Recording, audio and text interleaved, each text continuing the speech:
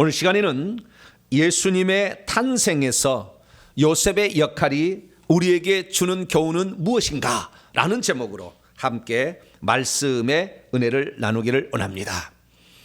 오늘도 거룩한 주일을 맞아 주 앞에 예배 나온 사랑하는 우리 성도들과 또 온라인으로 함께 예배드리는 모든 성도들을 사랑하고 축복합니다. 오늘은 날씨가 무진장 추운데 일부 예배를 너무 많이 나왔어요. 어쨌든 일부 예배든 2부 예배든 우리 성도들이 하나님을 그 사랑하는 마음을 가지고 하나님을 찾을 때 하나님께서는 모든 것을 기뻐하시고 우리에게 복을 주실 줄로 믿습니다. 오늘은 하나님의 이 일을 수행함에 있어서 우리 인간이 해야 될 역할이 무엇인가, 이 부분에 관하여 함께 말씀을 나누기를 원합니다. 하나님의 일을 수행함에 있어서 모든 사람에게는 자신이 감당해야 될 고유한 역할들을 가지고 있습니다. 이 세상을 살아가는 데에서도 집에서 엄마가 있으면 엄마의 역할이 있는 것이고, 아내의 역할, 또한 자식의 역할, 이런 역할들을 잘 수행하게 되는 것이죠. 하나님의 일도 마찬가지입니다. 그런데 하나님께서는 지금도 이 역할을 잘 수행할 사람을 찾고 있다는 거예요.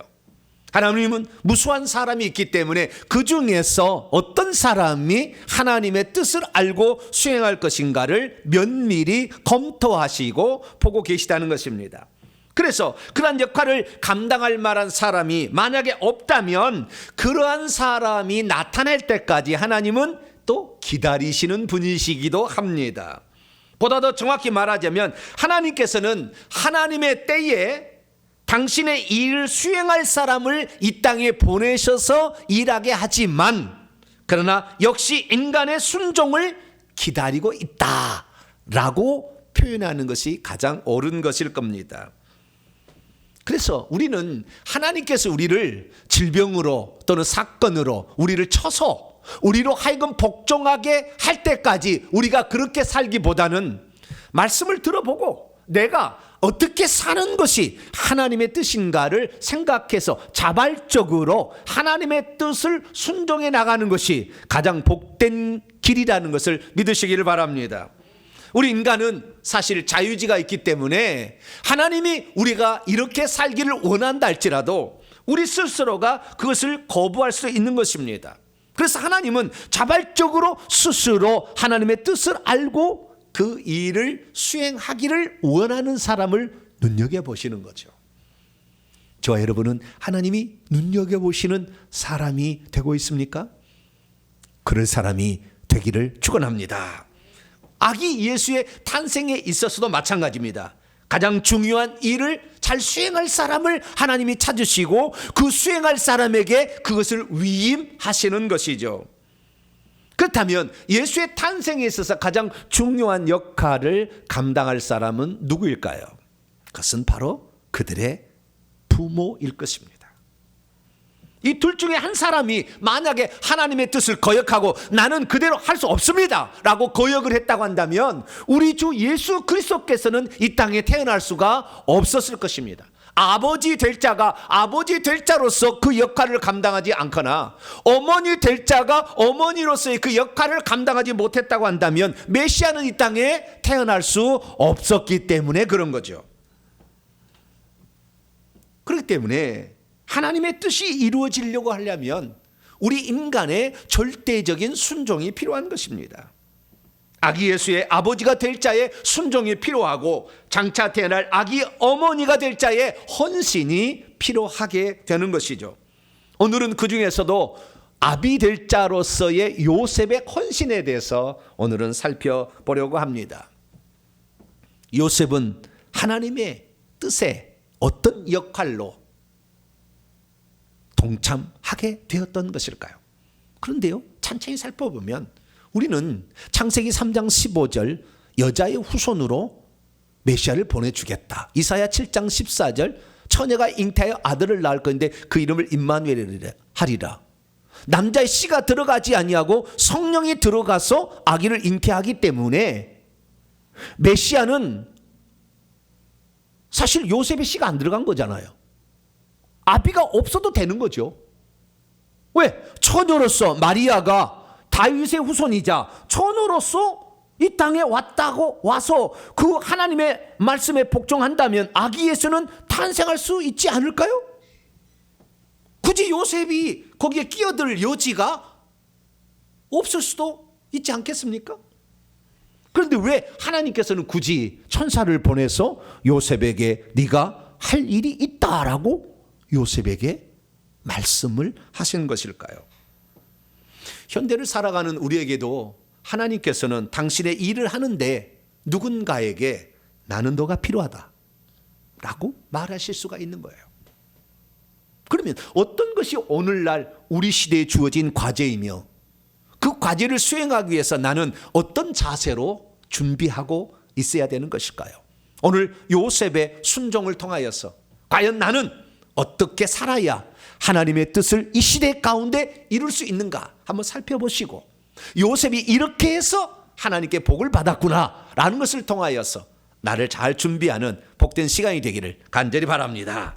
자, 그럼 오늘 본문 말씀은 어떤 말씀입니까? 주의 천사가 꿈에서 다윗의 자손 요셉에게 나타나 자기와 정혼한 처녀 마리아 데려오기를 두려워하지 말라고 하면서 그녀가 잉태하고 있는 아이는 성령으로 된 것이기에 그녀가 아들을 낳게 되면 그의 이름을 예수라고 부르라고 하자 요셉이 잠에서 깨어나 주의 천사의 분부대로 시행하였다라는 그러한 말씀입니다. 사실 마리아가 임신하고 있는 아이는 요셉 그 자신의 씨가 들어가지 아니한 아이인데 어떻게 요셉은 천사의 분부를 듣고 그 여자를 자기 아내로 맞이하게 된 것일까요? 천사로부터 직접 들은 것도 아니고 꿈속에서 들은 것인데 어떻게 요셉은 천사의 지시를 하나님의 말씀으로 듣고 순종할 수 있었던 것일까요? 오늘 본 말씀은 사람에 따라 BC 6년 또는 BC 4년경 예수께서 마리아에게 잉태될 무렵 주의 천사가 나타나 마리아와 정혼한 상태에 있는 요셉에게 들려준 말씀을 기록하고 있습니다. 이때 주님의 천사는 조용히 마리아하고 파혼하려고 하고 있는 요셉에게 나타나 두 가지 것을 주문했습니다. 하나는 이미 임신한 채 있는 마리아를 네 아내로 데려와라.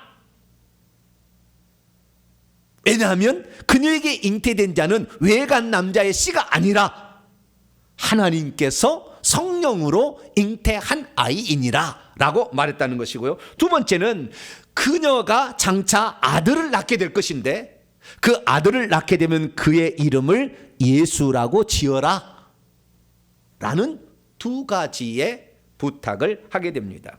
그런데 이때 요셉이 받게 된 천사로부터 받게 된 그 지시는 두 번째는 쉬워요. 이름을 예수라고 짓는데 뭐 어려움이 있겠습니까? 여호수아라고 짓든지 뭐 예수아라고 짓든지 뭐 예호수아라고 짓든지 뭐 아무데나 이름을 지으면 되잖아요. 그럼 천사가 알려준 거니까 좋은 이름이겠지 하고 이름 지으면 되는 거죠. 이름 짓는 것은 문제가 안 됩니다. 문제는 뭐냐면 이미 남의 아이를 임신한 것 같이 내 씨가 안 들어갔으니까 배가 불러오고 있는 마리아를 과연 아내로 내가 맞이할 것인가? 그런데 천사는 그것을 네 아내로 맞이하라 라고 말하고 있다는 것입니다. 첫 번째 명령은 수행하기 어려운 거예요. 왜냐하면 내 씨가 들어가지 않은 아이를 임신한 여자를 그것도 아내로 맞이해서 그 아이를 네 아이로 키워라 라는 말을 들었기가 쉽지 않은 것이죠. 특별히 그녀에게 잉태된 아이가 성령으로 되었다고 말하지만 들어가 봤습니까? 오늘날이야 뭐 유전자 검사를 해서 저 아이가 누구의 씨인가 한번 조사해 보자 뭐 그럴 수 있지만 옛날에는 그런 시대도 그런 시대도 아니고 알 수가 없잖아요. 발가락이 닮았습니까? 알 수가 없다 그 말. 그런데 천사의 그 말을 어떻게 믿을 수가 있겠습니까? 믿음이 없으면 주의 천사가 나타나 일러줘도 그것을 결코 믿으려 하지 않을 것입니다. 믿음이 없으면 자신의 씨가 들어가지 않은 아기를 자신의 아들이라고 받아들이기 어렵습니다.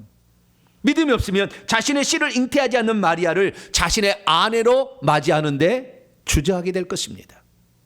믿음이 없으면 기어코 그녀가 아기를 낳게 된다면 나는 반드시 파울할 것이라 결단하게 될 것입니다. 믿음이 없으면 그 아기를 결코 낳을 수 없게 하겠다고 벼를 수도 있습니다. 믿음이 없으면 그녀가 정절을 지키지 않았다고 동네방네 소문을 낼 수도 있습니다. 믿음이 없으면 그녀는 내 아이가 아닌 다른 아이를 가졌소 라고 말할 수도 있을 것입니다. 믿음이 없으면 그녀와 그녀의 뱃속에 들어있는 아기가 어찌하든지 나는 상관이 없다 라고 모든 것을 털어버릴 수도 있습니다.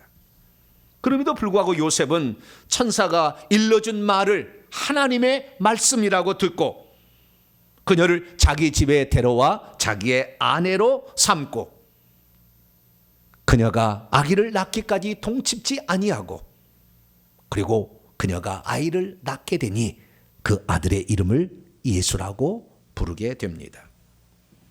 그렇게 한다면 요셉은 천사로부터 이러한 고지를 듣게 되는데 이것이 한 번만 있었을까요? 아닙니다. 요셉에게는 무려 3번씩이나 이런 명령이 사실 주어졌어요. 첫 번째 명령은 오늘 본 말씀 1장 20절에 나와 있죠. 파혼을 할 생각하고 있었는데요, 주의 천사가 꿈 가운데 나타나졌습니다. 그리고 말합니다. 다윗의 자손 요셉아, 네 아내 마리아 데려오기를 무서워하지 말라. 왜냐하면 그녀에게 잉태된 자는 성령으로 된 것이기 때문이라. 여기에 보니까 첫 번째 주의 천사의 지시사항은 네 약혼한 지금 그 정혼했던 마리아, 그 마리아를 네 아내로 취하라 라는 거죠. 이것이 첫 번째 명령이었습니다. 그런데 주의 천사가 이렇게 말한 것이 이거 한 번뿐이 아니었어요. 마태복음 2장에 들어가서 보게 되면 2번 더 주의 천사가, 똑같은 천사가 나타나서 어떤 사항을 지시하게 됩니다. 두 번째 지시사항은 마태복음 2장 13절에 나와 있는데요, 동방박사가 경배하고 떠난 다음에 주의 천사가 요셉에게 나타나서 말합니다. 헤롯 대왕이 그 어린 아이, 이제 좀 됐어요. 왜냐하면 동방박사의 방문은 나자마자 있었던 게 한참 뒤에 있었던 일이에요. 그래서 이 헤롯 대왕이 이 동방박사가 유대인의 왕으로 태어나 어디 있다고 물어보니까 깜짝 놀라서 그 자신의 경쟁자가 태어났으니 이거 죽이려고 하니까 헤롯이 어린 아기를 찾아 죽이려 하니 일어나 어린 아이와, 예수님이죠, 그의 어머니를 데리고 가라. 그리고 애굽으로 피하고 있어라. 그러니까 빨리 아기와 모친을 데리고 피하라 라는 두 번째 명령이에요. 두 번째 명령은 좋은 명령이에요? 듣기 어려운 명령이에요? 좋은 명령이죠. 네. 자기 아내를 살릴 수가 있고 아기를 살릴 수가 있는 좋은 이런 명령은 자꾸 받아도 좋겠어요. 그죠? 네, 이런 명령은. 근데 첫 번째 명령은 듣기가 사실 어려워요. 근데 두 번째 명령은 뭐 그리 어려움 없어요. 좋은 일이니까 나에게. 근데 세 번째 명령은 더 좋은 일이에요. 이것도 순종하기가 뭐 쉬워요. 그것은 마태복음 2장 19절 20절인데 이제 헤롯이 죽었어요. 헤롯이 2살 배기 아래로 그 베들레헴 아이를 다 죽였습니다. 떠나고 나니까. 그래서 하나님이 그 헤롯 대왕을 죽여버립니다. 2년 만에 헤롯 대왕이 죽어요. 그러자 그 헤롯이 죽음에 이른 후에 하나님 죽였다는 거예요.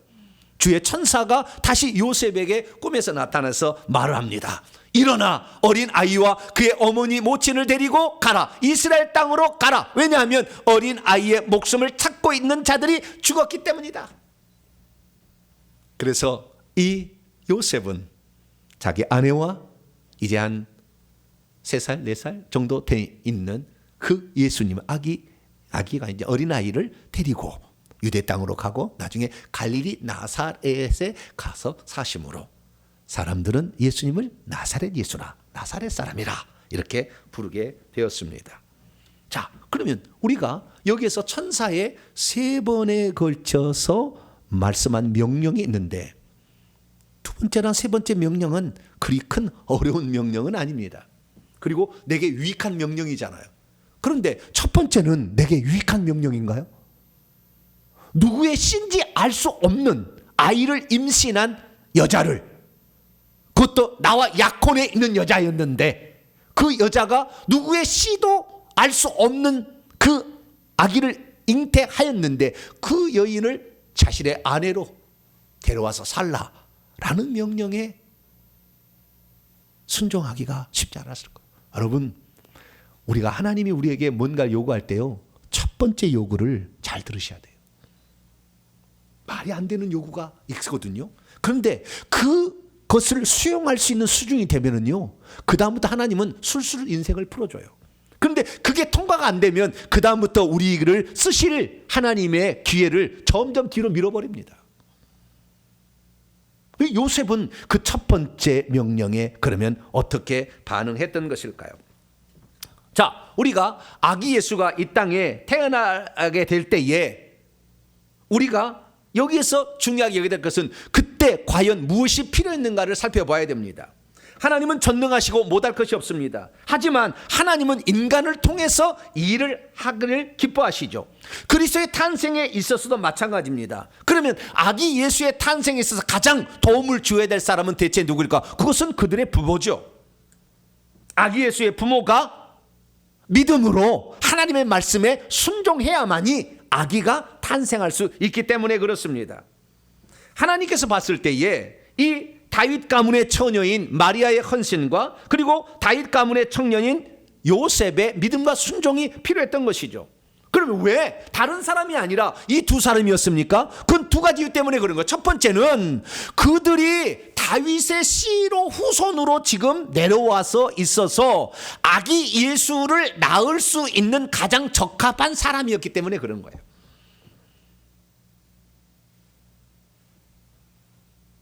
메시아를 낳을 수 있는 혈통적 조건을 갖추고 있는 가장 적합한 인물이었기 때문에 하나님은 두 사람을 부른 것입니다. 두 번째는 뭐냐? 그들이야말로 이 일을 수행하기에 합당한 어느 정도의 믿음과 경건성을 갖추고 있었기 때문에 하나님께서 부르는 거예요. 예, 하나님께서 아무리 그 사람이 그 일을 하기에 합당한 혈통적 조건을 가지고 태어났다 할지라도 믿음의 분량이 안 되면은 뒤로 미루고 다른 사람에게 시키는 거지 그 사람을 안 쓰는 거라 그 말이에요. 그런데 요셉과 그리고 마리아를 하나님이 썼다는 것은 혈통적 조건으로서도 조건을 갖추고 있었을 뿐만 아니라 그들의 믿음과 경건이 하나님께서 쓰시기에 합당한 사람이 되어 있었다라는 사실을 알 수가 있게 되는 것이죠. 자, 그러면 요셉은 대체 어떻게 되었길래 하나님이 그를 예수 그리스도의 법적인 아버지로 쓰실 사람이 될 수가 있었던 것일까요? 우리는 이 요셉이 어떤 사람이었는가를 알아야 되는데요. 두 가지 측면에 볼 수 있습니다. 첫째는요, 하나님이 그를 쓰시려고 작정해서 은혜를 베풀었다는 겁니다. 그러니까 요셉은 은혜를 받은 자예요. 여러분, 하나님의 일을 하는 사람은 하나님께 은혜를 입어야 돼요. 그러지 않고 스스로 하면 너무 팍팍합니다. 안 되는 거예요. 하나님의 은혜가 있어야 돼요. 그럼 어떤 은혜가 있었습니까? 세 가지 은혜가 있어요. 첫째는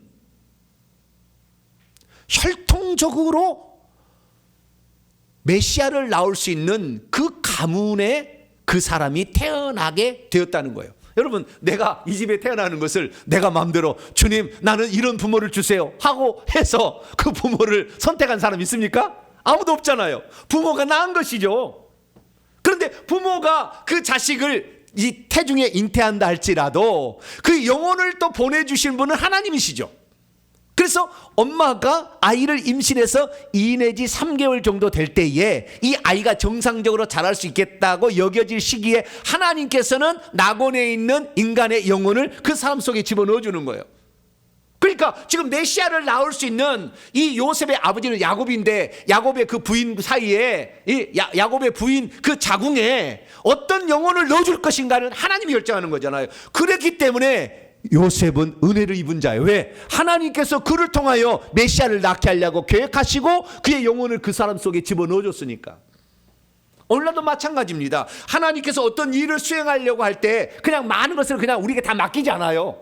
하나님의 일에 있어서는 철저하게 계산되어져서 하나님이 이러한 일을 합당하도록 할 수 있도록 하기 위해서 당신의 준비된 영혼을 그 집안에 그 사람 속에 집어넣어 주는 거죠. 그러니까 은혜를 입은 자예요. 그 어떻게 알 수가 있느냐? 마리아도 마찬가지인데요. 마리아도 은혜를 입은 자인데 마리아에게 천사가 나타나서 가브리엘 천사장이 나타나서 한 말을 들어보니까 요셉은 은혜를 입은 자예요. 왜냐하면 6째 달에 천사 가브리엘이 하나님의 보내심을 받아 갈릴리 나사렛 동네에 가서 6째 달은 세례요한 잉태하고 난 후에요. 가서 다윗의 자손 요셉이라는 사람과 약혼한 채 있는 처녀에게 이르니 이 처녀의 이름은 마리아였어요. 근데 그때 뭐라고 인사를 하느냐? 천사가 말하기를 마리아여 무서워하지 말라. 네가 하나님께 은혜를 입었느니라. 주께서 너와 함께 하시도다. 보라 내가 잉태하여 아들을 낳을 것인데 그의 이름을 예수라고 하라. 그러니까 이 요셉이 법적으로 예수님의 아버지가 되는 축복을 받을 수 있었던 것은 하나님께서 그에게 은혜를 주셔서 그 아이를 낳을 수 있는 혈통적인 노선에 서 있게 하신 겁니다. 할렐루야. 그래서 은혜가 있어야 돼요. 우리가 과거에 이런 노래를 부르지 않습니까? 모든 것이 은혜, 이렇게 은혜.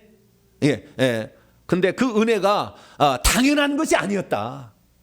이렇게 얘기해요. 우리가 당연히 그 은혜를 받을 게 아니라 하나님의 은혜가 아니었으면 우리는 그 어떤 일을 수행하기 어려웠을 것이다. 그런 찬송이 있지 않습니까? 그러듯이 하나님께서 요셉에게는 혈통적인 은혜를 준 줄 믿으시기 바랍니다. 두 번째는 하나님께서 직접적으로 천사를 보내가지고 꿈이었지만 그 실제적으로 그냥 환상을 보여준 게 아니고 실제적으로 어떤 일을 수행해야 될지 정확하게 똑똑 들리는 그 말로써 천사를 보냈다는 거예요. 말하는 천사를 보냈다는 거예요. 그 주의 천사, 누구의 천사요? 주님의 천사. 여러분 일평생에 주님의 천사를 99.999%가 못 만납니다. 여러분 천사도요 주의 천사가 있고요 각 사람에게 이렇게 붙여진 천사가 있어요. 주의 천사는 주님이 직접 부리는 천사예요. 가브리엘 쓸 겁니다. 가브리엘. 주님이 직접 보낸 천사를 만났다니까.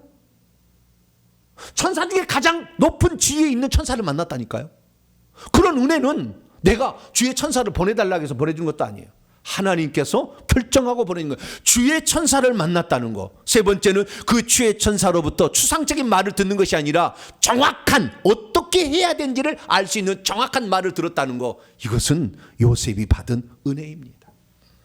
그런데 은혜만 있어서 하나님의 일을 수행하는 것은 아닙니다. 그의 믿음과 그의 경건이 하나님이 쓰실 만한 사람이 되어야 되는 것이죠. 마태복음 1장 19절 말씀 보니까 그는 의로운 사람이라. 그는 어릴 때부터 불의를 싫어하고 죄를 싫어하고 하나님의 뜻에 따라 율법에 따라 살아왔던 의로운 사람이라. 의인이라. 한글로는 의로운 사람이지만 한자로는 의인이라. 이렇게 의인이 쉽지 않아요. 하나님의 말씀에 순종하고 살았던 경건한 사람이었다. 심지어 자기의 아이를 임신하지 않았어도 이것을 동네방네 소문내지 아니하고 가만히 끊어서 그 여자를 보호해 주고 싶어하는 그런 마음을 가진 아주 훌륭한 인격의 소유자였다라는 사실을 알 수가 있는 것이죠. 그렇기 때문에 하나님께서는 이 혈통적으로도 그 조건을 갖추고 있고 뿐만 아니라 그의 신앙과 인격이 하나님이 쓰시기에 합당했던 그 요셉을 하나님이 들어 쓰시게 되는 것이죠. 그래서 하나님은 요셉을 쓰십니다. 그러면 왜 요셉은 혈통적으로 이 하나님께서 보내실 그 아들을 법적으로 아들로 둘 수 있는 합당한 사람이었던 것일까요? 우리는 예수 탄생에 있어서 요셉이 감당해야 될 역할이 무엇인지를 정확히 알수록 우리는 더 우리가 하나님께 어떻게 쓰임받는지 알 수가 있습니다. 하나는 아기 예수가 다윗의 씨로서 태어나도록 요셉만이 그 일을 할 수 있었기 때문에 하나님은 요셉을 들어 썼어요. 그것은 예수님을 약속에, 그러니까 다윗의 자손으로 오실 것이라는 메시아에 관한 약속을 이룰 수 있는 적합한 인물이 이 요셉이었다는 거예요. 왜 그렇습니까? 자기도 요셉의 자손일 뿐만 아니라 자기의 아내 마리아도 요셉의 자손이었어요. 그러니까 요셉의 자손, 아니 다윗의 자손과 예, 그죠. 요셉이 다윗의 자손, 마리아도 다윗의 자손. 그래서 둘 다 다윗의 자손이었기 때문에 둘이 자식을 낳으면 당연히 다윗의 자손이 되는 거죠.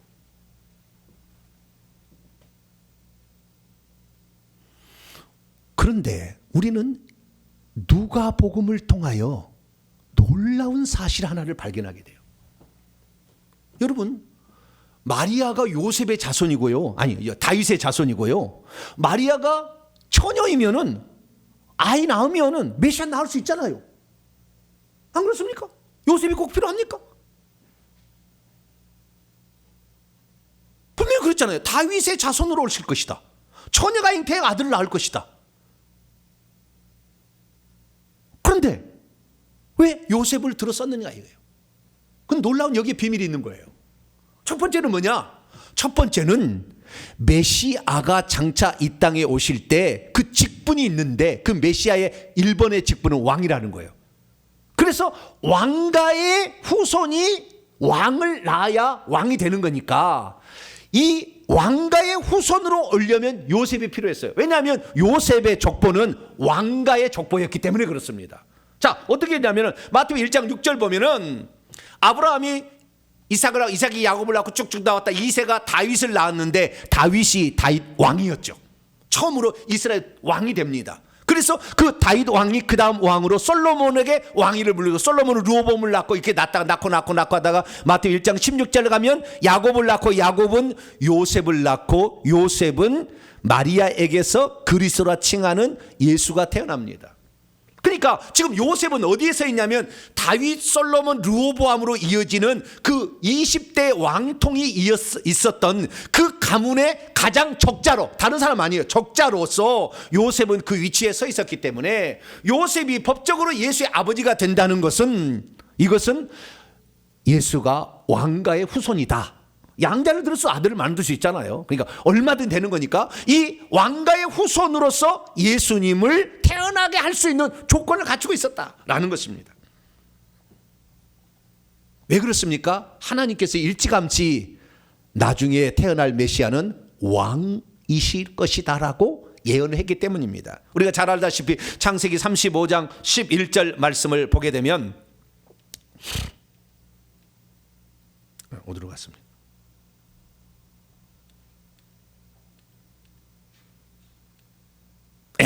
창세기 35장 11절 보면 나는 전능한 하나님이라 생육하고 번성하라. 한 백성과 백성들의 총회가 내게서 나오고 왕들이 내 허리에서 나오리라.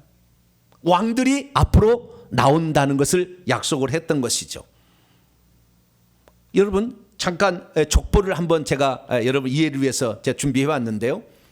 아브라함이 마태복음의 1장에 보면은 아브라함의 족보가 나와요. 아브라함의 후손으로 예수님이 오셨다는 거예요. 아브라함부터 세기 시작하면 42대 손이 예수님이에요.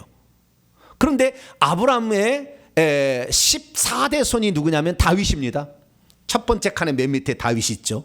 다윗이고 다윗은 솔로몬을 낳습니다. 그리고 오른쪽으로 두 번째 칸에 위에 있던 솔로몬이죠. 솔로몬은 르호보암은 아비야 쭉쭉쭉 낳았죠. 그러다가 다시 예수님이 태어나죠. 그래서 예수님은 다윗, 솔로몬, 르호보암으로 이어지는 이 왕가의 후손으로 오셨다는 것을 확실히 여기서 알 수가 있게 되는데요. 그런데 이 예수님이 장차 메시아가 날 때 왕가의 후손 나올 거라는 예언은 예레미야, 에스겔, 이사야 여러 많은 선자들이 예언을 해놨다고요. 그중에 하나 예언이 예레미야 23장 5절인데요. 여호와의 말씀이니라 보라 때가 이르리니 내가 다윗에게 의로운 가지를 일으킬 것이라. 그가 왕이 되어 지혜롭게 다스리며 세상에서 정의와 공의를 행할 것이다. 그래서 장차 태어날 메시아는 왕가의 후손으로 태어나려면 마리아는 왕가의 후손이 아닙니다. 다윗의 후손이지만 그렇기 때문에 남편을 그렇게 맞이해서 법적으로 그 자식은 왕가의 후손이 되려면 요셉을 만났어야 했던 거예요. 그래서 요셉이었던 겁니다. 그런데 누가복음 족보에 놀라운 사실을 우리에게 기록하고 있는데 왜 마리아 혼자서는 아니 되었는가에 대한 결정적인 이유 하나를 또 제시해 주고 있습니다. 자, 누가복음 3장에 보면은 예수님의 족보 또한 하나의 족보가 나오는데 이 족보는 상향식의 족보예요. 아까는 아브라함부터 하향식의 족보라고 한다면 이제는 상향식의 족보예요. 예수님은 누구냐? 요셉의 아들이다. 요셉이 그 위다. 요셉의 위는 마태복음에 의하면 요셉의 아버지는 야곱이라고 돼 있었어요. 그런데 여기서는 헬리예요. 헬리의 아버지는 마따의 아버지는 레위, 이런 식으로 돼 있어요. 그게 마태복음 족보하고 다른 거예요. 그럼 어떻게 요셉은 야곱의 아들입니까? 헬리의 아들입니까? 어떻게 둘 다의 아들이 될 수가 있죠? 족보가 틀린 겁니까? 그래서 수많은 학자들이 이걸 찾아봤어요. 그랬더니 위로 올라갈 때 약간 다르다는 게 알게 됐어요. 이 족보가 다른 족보라는 거. 그러니까 요셉의 족보가 아니라는 걸 알게 됐어요. 어떻게 알게 되냐? 누가복음 3장 31절 보면은 올라갔더니 나중에 마따다가 나오고 그 위는 나단이 나오고 나단 위에 다윗이 나와요. 그러니까 마태복음의 요셉의 족보는 다윗, 솔로몬, 르호보암으로 이어지는 왕통의 족보라고 한다면 누가복음의 족보는 다윗 중에서 아들 중에 나단이라는 아들이 있는데 나단의 아들로서 마따다 이렇게 내려온 그 족보의 사람으로서 헬리가 있었다라고 말하고 있는 것입니다. 그래서 제가 족보를 가져왔는데요. 눈을 씻어보더라도 잘 안 보이죠. 나중에 영상을 보시면 잘 보이게 될 겁니다. 상향식의 족보입니다. 그래서 맨 처음에 하나님부터 시작해가지고요 쭉쭉쭉 해가지고 72대의 예수님이 나옵니다. 뭐라고요? 아담부터 하면 71대 손으로 예수님이 태어나는 거예요. 그런데 이 하나님부터 시작해서 아담, 그 다음에 셋 이렇게 쭉 하다가 중간쯤에 보면 다윗이 나오죠. 다윗 다음에 요셉의 아까 족보는 솔로몬이었는데 여기는 나단으로 이어지고 마따다로 이어지는 다른 족보라는 거예요. 그렇게 나와서 쭉 가다가 마지막에 가서 헬리가 태어나고 헬리가 그 다음에 요셉을 낳은 건 아니에요. 근데 요셉이 예수님의 아버지가 법적인 아버지 요셉이죠. 이 요셉을 낳은 것처럼 그냥 낳았다고 얘기하고 위로는 아래로는 이렇게 표현을 해놓은 거예요. 그래서 요셉이고 요셉은 또 직접 낳은 거 아니죠. 자기 씨가 안 들어갔으니까 법적인 아버지인데 마리아에게서 예수가 태어났다 이렇게 말하고 있는 거예요. 정리를 해보면 이런 것입니다. 아담부터 해가지고 다윗까지 쭉 내려오게 되는데 다윗 시대에 양쪽에 계열이 있었다는 거예요. 하나는 요셉의 족보가 있고 하나는 마리아의 족보가 있었다는 겁니다. 요셉의 족보는 솔로몬으로 이어지는 그 다음에 요셉이 후손으로 태어나는 것이고 그 다음에 나단으로 이어지는 것은 결국에 헬리라는 것으로 있는데 헬리가 아들을 못 낳았어요. 그래서 딸만을 낳는데 그 딸이 누구냐? 마리아예요. 헬리는 누구의 아버지입니까? 마리아의 아버지였던 거예요. 여러분, 유대 나라는 법이 있는데 그 법이 뭐냐면 만약에 내가 아들을 낳지 못하잖아요. 그러면 내가 기업이 있지 않습니까? 땅이 있고 족보가 있는데 이것을 딸만 있으면 딸에게는 줄 수가 없었어요. 아들만 주게 돼 있습니다. 기업을. 그러니까 그런 상황에 있는데요. 모세 때입니다. 민수기 26장 27장과 민수기 36장을 읽어보게 되면 무슨 일이냐면 슬로브앗의 딸들이 모세를 찾아와요. 모세요. 왜 그러느냐? 우리 아버지가 아들을 낳지 못하고 딸만을 5을 낳았습니다. 몇을 낳았어요? 아들 낳으려고 낳았는데 딸만 5을 낳고 아들을 낳지 못했습니다. 우리 아버지가 훌륭한 족보를 가지고 있고 기업을 가지고 있는데 우리 딸만 낳았기 때문에 우리 아버지의 족보가 사라지게 됐습니다. 그리고 기업은 어디로 공중분해되게 됐습니다. 딸일지라도 아들이 없다면 딸에게도 기업을 물려주게 하시고 족보가 이어지도록 하면 안 되겠습니까? 라고 모세에게 얘기를 한 거예요. 그럼 모세가 들어보더니 일리가 있어. 그래서 하나님께 말씀을 드렸어요. 그때 하나님께서 단 조건이 하나 있다. 기업을 물려받을 수 있는 라고 가르쳐준 것이 민수기 36장에 나와요. 슬로브앗의 딸들에게 하나님께서 가르쳐준 것을 모세가 얘기합니다. 슬로브앗의 딸들이여, 너희들은 마음대로 시집을 갈 수가 있다. 그러나 오직 그 조상 지파의 종족에게로만 시집을 가라. 그리하여야만이 이 같은 지파의 사람에게만 시집을 가야 그 기업이 다른 지파로 가지 아니하고 그 지파에 남을 수가 있고 두 족보가 합쳐져서 한 족보를 이루게 되니 족보도 살아남고 그 다음에 기업도 살아남느니라 라고 가르쳐 준 거예요. 그럼 어떤 일이 있었는지 아십니까? 여러분, 우리 개혁 성경은 잘 그게 안 나오지만 성경 원문을 보면 마태복음 1장 18절에 이렇게 돼 있어요. 그런데 예수 그리스도의 출생은 이와 같습니다. 그의 어머니 마리아가 요셉에게 정혼이 되어진 후에, 수동태예요. 마리아가 어느 날 요셉 총각을 보고 어머머머 나의 이상형이야. 요셉 씨 나하고 결혼해 주세요. 그래서 정혼한 게 아니라 그 말이에요. 여기에 보니까 정혼이 어떻게 돼요? 마리아가 요셉에게 정혼이 되어졌어. 너는 둘이 시집 가야 돼 라고 헬리가 짬매준 거예요. 네? 추정해보면 헬리 누군지 모르지만 자우지가 정혼이 되어진 것이지 내가 좋아서 요셉에게 시집 간 게 아니라니까. 왜냐하면 아버지 헬리가 자식을 낳았는데 아들을 못 낳은 겁니다. 첫째 딸이 누구냐? 예수님의 어머니가 되는 마리아를 낳고요. 둘째 딸은 성경에 안 나오고요. 셋째 딸이 살로메입니다. 살로메는 야고보와 요셉의 어머니, 세베대 부인. 요한복음의 그 요한 저자의 어머니가 살로메인데 이 살로메는 헬리의 셋째 딸이에요. 역사로 그게 나와 있는데요. 그래서 이 헬리가 딸을 셋만 낳은 거예요. 그리고 아들을 못 낳았어요. 이 족보가 없어지게 생겼고 기업이 사라지게 생겼어요. 그러니까 이 갈릴리 나사렛에서 이 마리아가 살고 있었는데, 헬리 아버지가 살고 있었는데, 이 동네에서 유다 지파, 같은 지파의 사람으로 시집가서 우리의 족보를 보존할 자는 요셉밖에 없느니 너는 요셉에게 시집가. 그래서 요셉과 마리아가 나이 차이가 많은 거예요.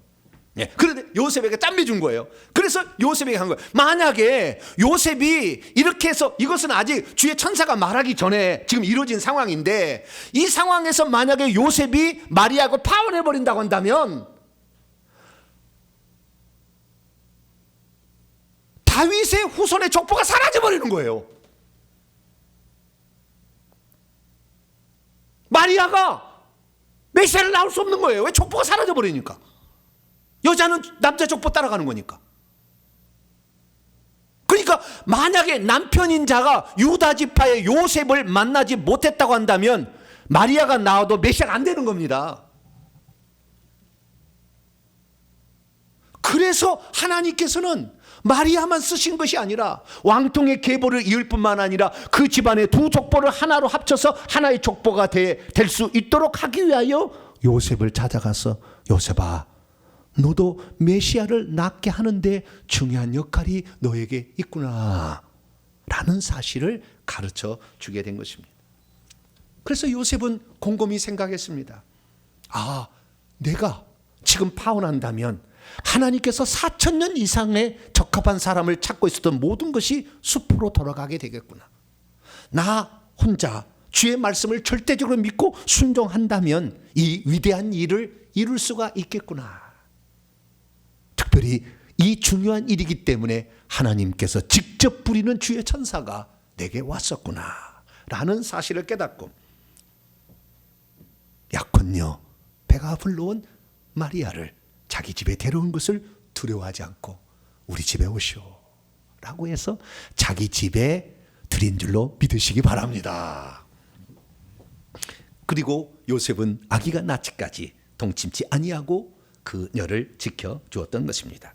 그래서 요셉은 법적으로 보나 혈통적으로 보나 메시아를 자식으로 둘 수 있는 합당한 자격을 결혼을 통해서 또 얻게 되었다라는 사실을 알 수가 있습니다. 그러면 요셉의 역할은 예수님의 법적 그리고 혈통적인 그러한 그 합당한 조건만을 채우기 위해서 이 땅에 보내졌습니까? 아닙니다. 하나가 더 있어요. 그것은 뭐냐면 이 여자 산모와 그 다음에 아기는 스스로 자기 몸을 보호할 수 없잖아요. 그런데 지금 사탄 마귀가 이 메시아 탄생을 그냥 보고 있을 리가 없잖아요. 죽이려고 달려서 헤롯 대항을 시켜서 결국 죽이려고 할 거 아닙니까? 그렇기 때문에 요셉이 이 여자와 아기를 보호해야 될 책임이 또 있었던 거예요. 그래서 하나님께서는 남자인 요셉에게 너는 마리아하고 아기 예수를 보호해야 된다, 그렇게 얘기한 거예요. 그래서 요셉이 한 것이 무엇입니까? 첫 번째, 마리아를 미리 데려왔어요. 결혼 전에 한 6개월 지난 다음에 6개월 후에 결혼해야 되는데 그냥 데려온 거예요. 그리고 자기 집에 이렇게 있게 했습니다. 만약에 마리아가 배가 불러왔다 그러면 사람들 어떻게 생각할까요? 속도 위반이구만. 뭐라고요? 그 말이 잘 뭔지 모르시는가요? 네, 속도 위반이구만. 그러니까 이때는 마리아가 욕을 먹는 게 아니라 요셉이 참지 못했다는 것을 증명하는 거니까 요셉이 욕 먹으면 되는 거예요. 그러니까 마리아를 데려와서 우선 마리아가 사람들에게 가늠한 이런 여자로 낙인 찍히지 않도록 보호하기 위해서 마리아를 데려온 거예요. 자기 집에 미리 데려온 거예요. 결혼 전에. 근데 데려와서 산 거예요. 근데 문제는 뭐냐? 출산일이 문제인 거예요. 6개월밖에 안 됐는데 애를 낳으면 돼요, 안 돼요? 그럼 이거 요셉의 아이도 아니고 누구 아이라 되냐 그 말이에요. 그때 어떻게 되셨습니까? 하나님이 천하를 움직여 버립니다. 로마 황제에게 하나님 명령을 해서 자기 그 속국에 있는 모든 나라의 사람들이 호정령을 세금을 거두려고 호정령을 내게 합니다. 이게 누가 보면 2장이 나오는 거예요. 호적을 내려가지고 자기의 고향으로 가서 호적을 하라는 거예요. 요셉은 다윗의 집 족속인 것으로 베들레헴에 가서 남자 20세 이상만 이렇게 호적하는 것이, 여자는 안 가도 되는 거예요. 근데 요셉이 생각했어요. 만약에 여기다가 이 여자를 놔두고 가면 이 여자가 누구의 아이를 임신했냐? 나 이름 6개월 만에 낳아버리면 큰일 나니까. 그러면 안 되니까. 그래서 이 요셉은 이 마리아를 살리고자 어떻게 하느냐? 그 배가 남산만 나온 그 여자를 감싸가지고 베들레헴까지 같이 데려간 거예요. 그런데 호적하기 위해서 수많은 사람이 왔기 때문에 여관이 없어가지고 그렇게 마을관에 들어가서 아이를 낳게 된 거 아닙니까? 그래서 이 아이를 낳게 됐는데, 이 아이를 낳게 된 후에 여기까지 이제 요셉이 얼마나 그 아이와 모친을 잘 보호한 겁니까? 그런데 얼마 후에 나중에 이제 집에 들어갔고, 집에 있을 때 헤롯 대왕이 사람을 죽이려고 하니까 주의 천사가 나타나서 빨리 피하라 애굽으로. 그래서 또 애굽으로 피하지 않습니까? 그래 한 2, 3년 동안 애굽에 살다가 이제는 헤롯 대왕이 죽었으니 올라가라. 그래서 이제 올라오지 않습니까? 그래서 여러분, 요셉의 역할은 두 번째, 연약하고 힘없는 아기와 여자를 보호해서 장차 메시아가 그 일을 감당할 수 있도록 그 어린 시절에 네가 지켜라 라는 두 번째의 그 사명을 요셉이 완성할 수가 있었습니다. 할렐루야. 사람은 누구나 저마다 자기가 할 일이 있는 것입니다. 믿음이란 자신에게 주어진 역할이 무엇인지를 깨닫고 그것을 목숨처럼 지켜내는 것이죠. 어떻게 되었습니까? 마리아는 성령으로 잉태된 메시아 곧 하나님의 아들을 안전하게 낳을 수 있었고, 어린 아기 아무도 보호할 수 없는 상태에서 요셉의 보호로 말미암아 무럭무럭 잘 자랐어 메시아가 될 사람이 준비되게 하는 일을 했다는 거 아닙니까? 그러면 지금의 시대는 어떤 시대입니까?